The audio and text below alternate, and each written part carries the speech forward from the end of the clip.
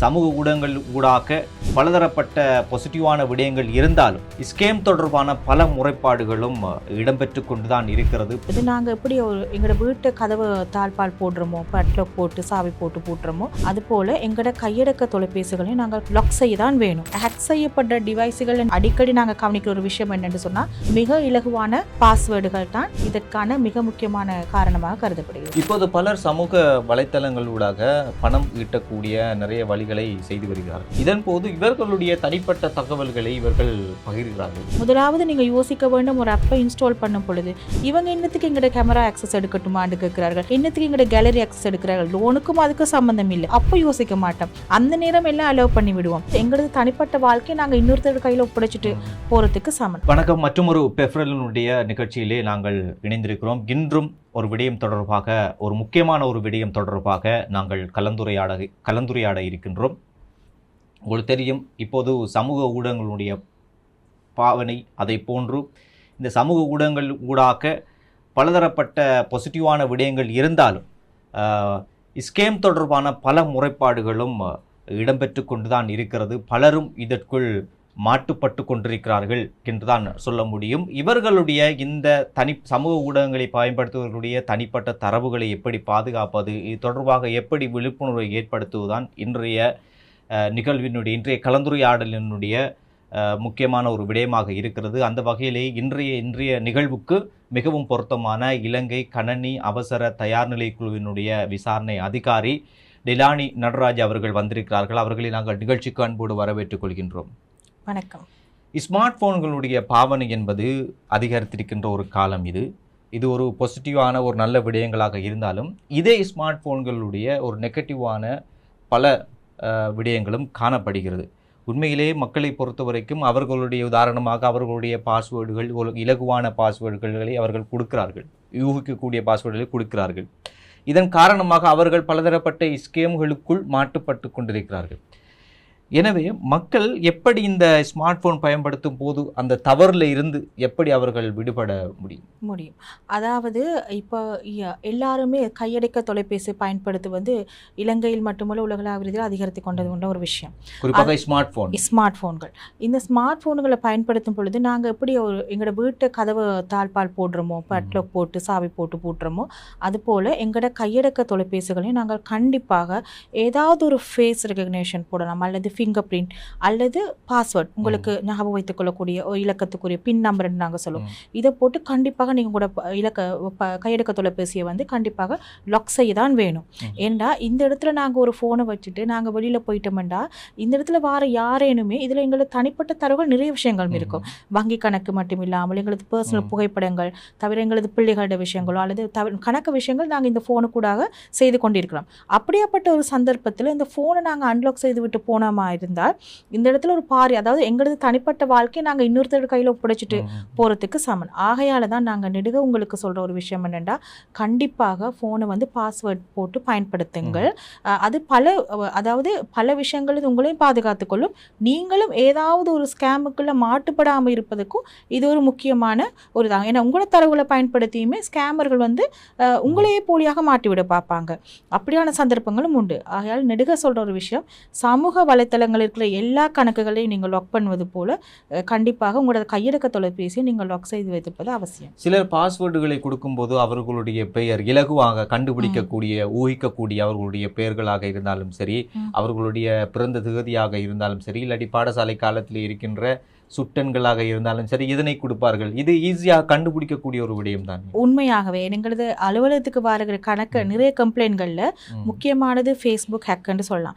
இதன் போது நாங்கள் கேட்போம், நீங்கள் கடைசியாக பயன்படுத்திய பாஸ்வேர்டு மிக இலகுவாக சொல்வார்கள் 1 2 3 4 அல்லது 5 தடவை 0 6 தடவை 0 அல்லது உங்களோட ஐடென்டி கார்டு நம்பர் அல்லது உங்களோட கையடக்க தொலைபேசி நம்பர் அல்லது உங்களோட பிறந்த தேதி. இது உங்களோட அருகில் இருக்கிறவர்களுக்கு மிக இலகுவாக டீட்டெயில்ஸ் கைப்பற்றிக் கொள்ளக்கூடியதாக இருக்கும். இதை வச்சுக்கொண்டு நானே பக்கத்தில் இருக்க அவங்களோட டீட்டெயில்ஸ் எடுப்பேன். ஆகையால் இந்த ஹேக் செய்யப்பட்ட டிவைஸுகளை நாங்கள் அடிக்கடி கவனிக்கிற ஒரு விஷயம் என்னென்னு சொன்னால், மிக இலகுவான, நீங்கள் குறிப்பிட்டது போல மிக இலகுவான பாஸ்வேர்டுகள் தான் இதற்கான மிக முக்கியமான காரணமாக கருதப்படுகிறது. அப்படி என்றால் இவர்கள் செய்யக்கூடாத விடயங்கள் என்ன, இதிலிருந்து தவிர்த்து கொள்ள வேண்டும்? இது தவிர்த்து கொள்வதற்கு இப்போ சமூக வலைத்தள கணக்குன்னு நான் சொன்னது உதாரணமாக நாங்கள் ஃபேஸ்புக் எல்லாரும் பயன்படுத்துகிற விடயம்.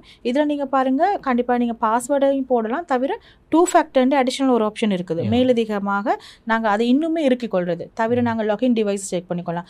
எங்களோட பாதுகாப்பு எங்களோட கையில் தான் இருக்குது. நாங்கள் பல இடங்களில் நாங்கள் போகிற விஆர்எஸ்களை நாங்கள் சொல்கிற ஒரு விஷயம், எங்களது டூத் ப்ரஷ்ஷை நாங்கள் வேறு யாரிடமும் ஷேர் பண்ணிக்கொள்ள மாட்டோம். அது எங்களுக்கே உறுத்தான ஒரு விடயம். எங்களோட டூத் ப்ரஷ்ங்கிற சொல்லுது எங்களோட அம்மா அப்பாட்ட கூட நாங்கள் ஷேர் பண்ண மாட்டோம். அப்படிதான் உங்களது ஃபோன் மற்றும் சமூக வலைத்தள கணக்கு இலக்கமோ அல்லது வங்கி கணக்கு இலக்கு பாஸ்வேர்டுகள் கூட மிகவும் ரகசியதாகவும் தனிப்பட்டதுமாக அமைய வேண்டும். இப்போது பலர் சமூக வலைத்தளங்களூடாக பணம் ஈட்டக்கூடிய நிறைய வழிகளை செய்து வருகிறார்கள். இதன் போது இவர்களுடைய தனிப்பட்ட தகவல்களை இவர்கள் பகிர்கிறார்கள். இது எந்த அளவு தூரம் பாதுகாப்பானதாக இருக்கும்? நீங்கள் எந்த அப்போ நான் சில வேளைகளில் நாங்கள் ஒருவரோட கதைத்து கொண்டிருப்போம், எனக்கு இப்படியாப்பட்ட ஒரு பணத்தேவை இருக்குது, அது சொல்லி கதைத்தா பிறகு சில நேரங்களில் பிறகு நீங்கள் ஃபேஸ்புக்கில் போய் பார்த்தீங்களா இருந்தால் கண்டிப்பாக உங்களுக்கு வரும் ஆன்லைன் லோன், அப்படிப்பட்ட சில ஆப்ஷன்கள் வந்து கொண்டே இருக்கும். சிலர் அந்த இருக்கிற பதட்டத்திலையும் அவசரத்துலையும் டக்குன்னு அதை கிளிக் பண்ணி போயிடுவாங்க. இப்படி நீங்கள் கிளிக் பண்ணி போகிற லோன்களில் உங்களது பர்சனல் டீட்டெயில்ஸ், அதாவது உங்களோட கேலரி அக்சஸ் அவங்களுக்கு போயிடும், உங்களோட கண்டெக்ட் டீட்டெயில்ஸ் போயிடும், உங்களோட வாட்ஸ்அப்பில் இருக்கிற டீட்டெயில்ஸ் போயிடும். இப்படி போன பிறகு நீங்கள் ஒரு தவணை செலுத்த மறந்தீங்களா இருந்தால் இவங்க என்ன செய்வாங்கன்னா மிரட்டுவாங்க மக்களை.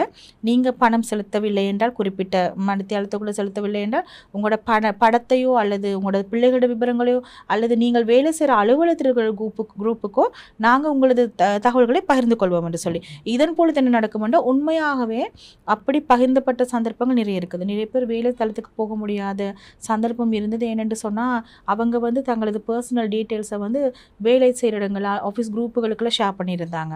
அப்படியாப்பட்ட சந்தர்ப்பங்களில் நாளைக்கு போய் என்னென்ன வேலை செய்கிறது அந்த இடத்துல, இப்படி நிறைய பேர் நிறைய விஷயங்களை பாதிக்கப்படுறாங்க. நெடுக சொல்கிறது, இலங்கை மத்திய வங்கியில் பதிவு செய்யப்பட்ட நிதி நிறுவனங்களிடமிருந்து மட்டுமே கடன் பெற்றுக்கொள்ள வேண்டும்.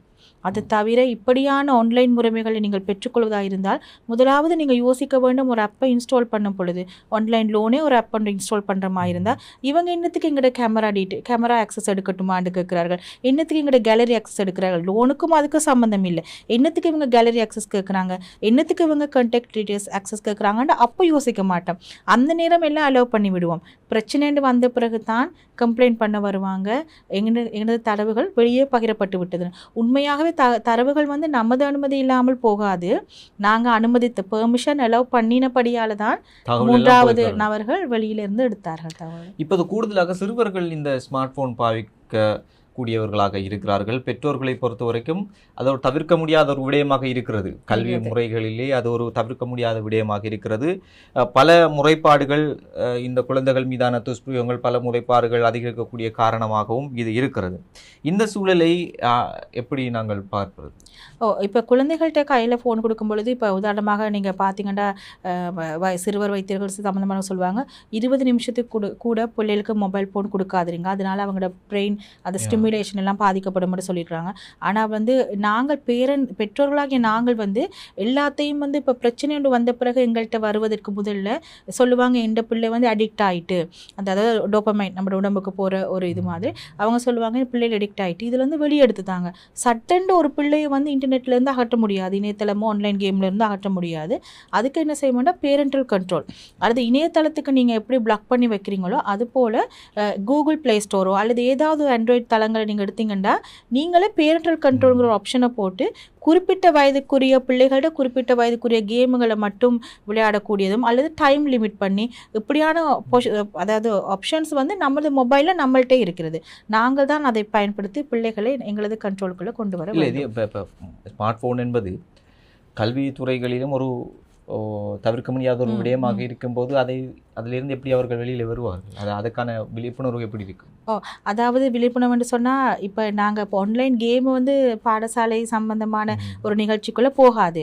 ஆகையால் தான் சொல்கிறேன், பெற்றோர்கள் நீங்கள் மொபைல் ஃபோன் வழங்கும் பொழுது சிலதுகள் இருக்கும், சில கேமுகள் விளையாடி கொண்டு போகும் பொழுது கிரெடிட் கார்டு டெபிட் கார்டு அட்டையை செலுத்தி சப்ஸ்கிரிப்ஷன் பண்ணினா தான் விளையாட முடியும். அப்படியான சந்தர்ப்பங்களை பெற்றோர் நாங்கள் கண்ட்ரோல் பண்ணலாம். பிள்ளையை குறை சொல்லி வேலையில் நாங்கள் லிமிட் பண்ண வேணும் பிள்ளையை, அல்லது கார்டு எப்படி சப்ஸ்கிரிப்ஷன் ப்ரிஸ்கிரிப்ஷன் டீட்டெயில் கொடுத்துருந்தா அதுகளை நாங்கள் பிளாக் பண்ணி வைக்க வேணும். வங்கிக்கு அறிவிச்சு இதுகளை தற்காலிகமாக இடைநிறுத்தம் செய்யலாம். அல்லது நீங்கள் டைம் லிமிட் ஒன்று செட் பண்ணலாம். இவ்வளவு நேரத்துக்கு தான் மொபைல் பார்க்க வேணும் என்று ஆட்டோமேட்டிக்காகவே நாங்கள் ஃபோனை லாக் பண்ணுறதுக்கான ஆப்புகளும் இருக்குது. நாங்களாவே அந்த குறிப்பிட்ட டைம் உடைய ஆப்புகளும் இருக்குது லாக் பண்ண. அல்லது பேரண்டல் கண்ட்ரோலுங்கிற ஆப்ஷனுக்குள்ளே போயிட்டு நீங்களாகவே பிள்ளையோட வயதையும் நேரத்தையும் கருத்தில் கொண்டு நீங்களாகவே லாக் செய்கிற முறைகளும் இருக்கின்றன. அதை பயன்படுத்தி கொள்ளலாம். தவிர இப்படித்தான் நான் சொல்கிறது, எல்லாருக்கும் வசதி வாய்ப்பு இருக்குமோ தெரியாது. கையடக்க தொலைபேசியை தவிர பிள்ளைகளுக்கு ஒரு லேப்டாப்போ அல்லது ஒரு கம்ப்யூட்டரோ கொடுத்து பொதுவாக எல்லாரும் இருக்கக்கூடிய ஒரு இடத்துல பயன்படுத்துங்க என்று சொல்லி அறிவுறுத்துங்க. ஏனென்று சொன்னால் பிள்ளைகள் கையில் மொபைலை கொடுத்துட்டு வந்த பிறகு பெற்றோர்கள் எந்த நேரம் பார்த்து கொண்டு இருக்க முடியாது. ஆகையால் முடிந்தளவு இப்படியான ஒரு ஆப்ஷனுக்கு போங்க. எங்களுக்கு நாளாந்தம் வருகிற நான் சொல்கிறேன், எங்களுக்கு வர்ற கம்ப்ளைண்ட்கள் கூடவே தாய் தகப்பன் வேலைக்கு கண்டிப்பாக போக வேண்டிய சிச்சுவேஷனில் தான் எல்லாரும் இருப்போம்.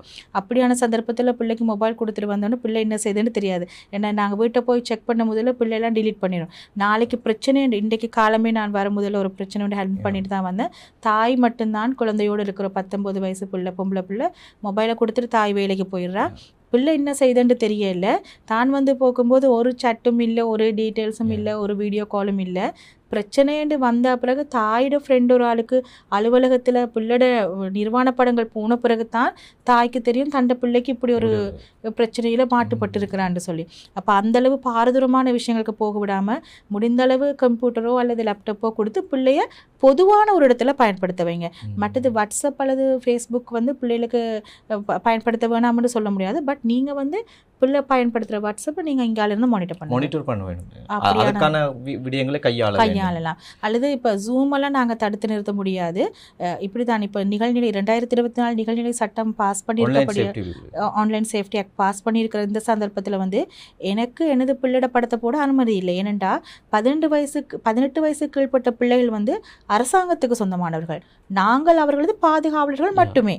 அதுதான் இலங்கை சட்டம். 18 வயசுக்கு கீழ்பட்ட பிள்ளைகளோட அப்படியான சந்தர்ப்பத்தில் நாங்கள் பாதுகாவலர்களாக இருந்து கொண்டு நான் அந்த பிள்ளையோட படத்தை போட்டு பிரச்சனை ஒன்று வந்தா பிறகு எங்கள்கிட்ட கம்ப்ளைண்ட் பண்ணாலும் ஒன்றும் செய்ய முடியாது. என்னென்னா உங்களோட பிள்ளைகளோட படம் இணையதளத்துக்கு போயிட்டுன்னு சொன்னால் பல்லாயிரக்கணக்கான பேர் பார்த்துருவாங்க. நாங்கள் டிலீட் பண்ணுவோம் தான், ஆனாலும் டிலீட் பண்ணுற அந்த செகண்டுக்கு இடையில் கூட யாராயினும் டவுன்லோட் பண்ணி தங்களது மொபைல் பதிவு செய்திருந்தால் என்ன செய்வது?